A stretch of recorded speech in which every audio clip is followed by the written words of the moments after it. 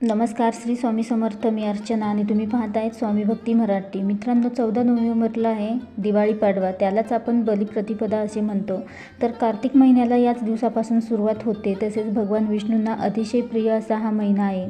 तर याच महिन्यात देवउठणी एकादशी येते, म्हणजेच चातुर्मासाची समाप्ती होते. तसेच भगवान विष्णूंच्या कोणत्या सेवा या महिन्यामध्ये व्हायला पाहिजे व कोणता नैवेद्य त्यांना दाखवला पाहिजे हे आपण या व्हिडिओमध्ये बघणार आहोत. तर संपूर्ण व्हिडिओ बघा आणि जे कोणी नवीन असेल या चॅनलवरती तर सबस्क्राईब करा.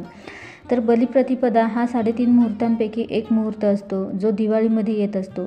तर दिवाळीत येणारी शुद्ध प्रतिपदा ही दिवाळीचा 5वा दिवस म्हणून संबोधली जाते. तर या दिवशी बऱ्याच ठिकाणी पती व माहेरच्या पुरुषांना ओवाळलं जातं. तर यावर्षी 14 नोव्हेंबर वार मंगळवारी हा दिवाळी पाडवा आलेला आहे.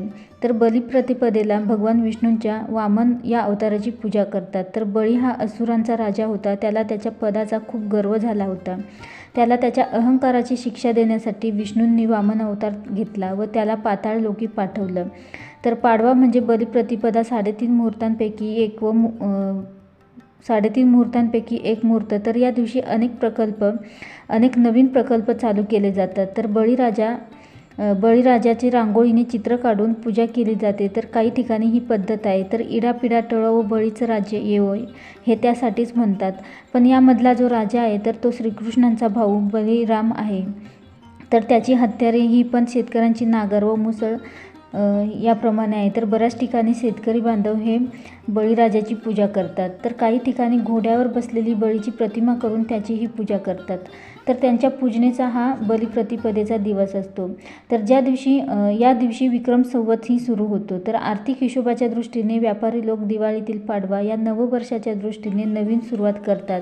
तर या दिवशी एक पिठाचा दिवा बनवायचा व त्याबरोबर 2 मुटकेही बनवायचे व आपल्या पतीचं या दिवशी औक्षण करायचे आहे. तर प्रत्येक पत्नीने आपल्या पतीचं औक्षण अवश्य या दिवशी करावे. तर त्यानंतर पतीनेही पत्नीला काहीतरी भेटवस्तू द्यावी. तर हे औक्षण जसं आपण भाऊबीजेला ओवाळतो त्याच प्रकारे आपल्याला हे करायचं आहे. तर या दिवशी सकाळी किंवा संध्याकाळीही तुम्ही हे औक्षण करू शकता. तसेच या दिवसापासून आपल्याला भगवान विष्णूंची सेवाही करायची आहे, कारण याच दिवसापासून कार्तिक महिन्याला सुरुवात होत आहे व भगवान विष्णूंचा हा महिना अतिशय प्रिय आहे. आणि कार्तिक महिना सुरू झाल्यानंतर काही दिवसातच कार्तिकी एकादशी येते व त्यानंतर तुळशी विवाहाला सुरुवात होते. तर जे विवाहयोग्य तरुण किंवा तरुणी आहे तर त्यांनीही त्यांचा विवाह जमण्यासाठी म्हणून या दिवसापासून भगवान विष्णूंची कोणत्याही रूपाची सेवा करावी.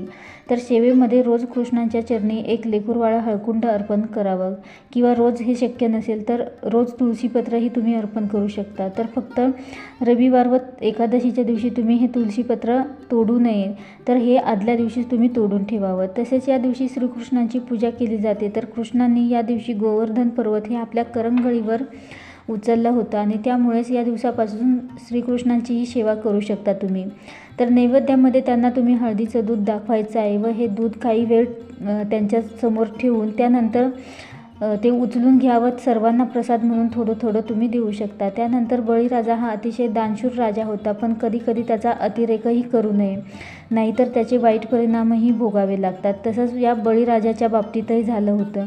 तर भगवान विष्णूंनी जेव्हा मुंजा मुलाचं अवतार धारण केलं होतं तेव्हा ते वामन अवतार धारण करून ते आले होते बळीराजाकडे भिक्षा मागायला. तर बळीराजाकडे भिक्षा मागितल्यानंतर त्यांनी विचारलं की काय हवे तुला. तर विष्णूंनी त्यांच्याकडे त्रिपाद भूमी मागितली. तेव्हा त्यांनी ती विष्णूंना त्रिपाद भूमी दिली व त्याचबरोबर त्याच ठिकाणी विष्णूंनी त्यांच्या वामन रूपाचं मोठ्या अवतारात रूपांतर झालं व त्यांनी त्यांच्या एकाच पायाने जी काही त्रिपाद भूमी बळीराजाने त्यांना दिली होती तर ती त्यांनी एकाच पायाने व्यापून घेतली. तर त्रिपाद भूमी म्हणजेच पूर्ण पृथ्वी व्यापल्याबरोबर आहे व दुसऱ्या पायाने सगळं अंतरिक्ष त्यांनी व्यापून टाकलं. व विष्णूंनी बळीराजाला विचारलं की आता तिसरं पाय कुठे ठेवू. तर बळीराजा म्हणाले की तिसरं पाय हा माझ्या मस्तकावर ठेवा व त्यांनी ते ठेवलं व म्हणाले की तुला आता पाताळात जावं लागेल व तुझी काही शेवटची इच्छा असेल तर सांग. तेव्हा बळीराजा म्हणाले की तुम्ही आता मला पाताळात पाठवणार आहात तर तुम्ही जी 3 पावलं टाकण्या अगोदर ती 3 पावलं 3 दिवस पृथ्वीवर माझं राज्य म्हणून ओळखले जावे.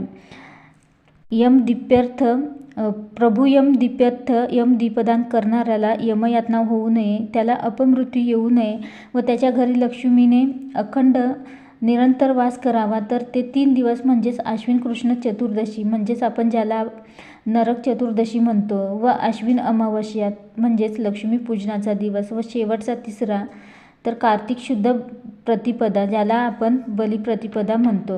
तर अशा प्रकारे तुम्ही कार्तिक महिन्याला सुरुवात झाल्यापासून तुम्ही कृष्णांच्या विष्णूंच्या या सेवा करा व त्यांना हा नैवेद्यही दाखवा.